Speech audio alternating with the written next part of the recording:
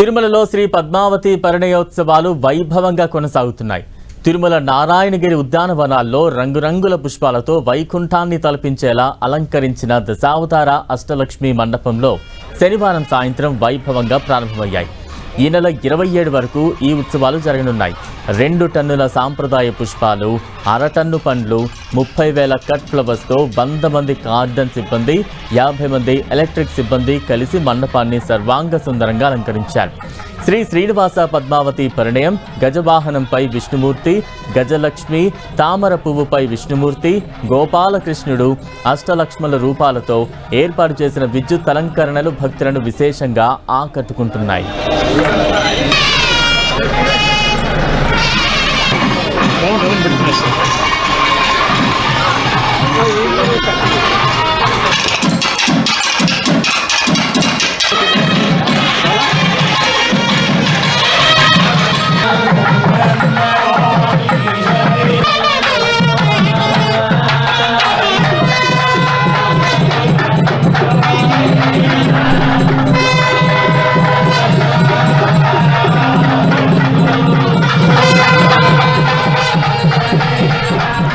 శ్రీ పద్మావతి పరిణయోత్సవాల్లో మొదటి రోజు అంటే వైశాఖ శుద్ధ నవమి రోజైన శనివారం శ్రీ మలయప్ప స్వామి వారు గజవాహనాన్ని అధిరోహించగా ఉభయ నాంచారులు పల్లకిపై పరిణయోత్సవ మండపానికి చేరుకున్నారు.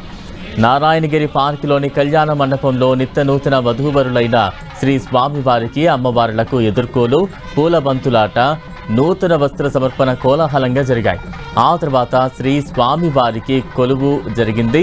అనంతరం మంగళ వాయిద్యాల నడుమ స్వామి అమ్మవార్ల కళ్యాణం అంగరంగ వైభవంగా జరిగింది. శ్రీదేవి భూదేవి సమేతుడైన స్వామి అశేష భక్తజనం మధ్య ఊరేగుతూ తిరిగి ఆలయం చేరుకోవడంతో తొలి రోజు వివాహ వేడుక ఘనంగా ముగిసింది.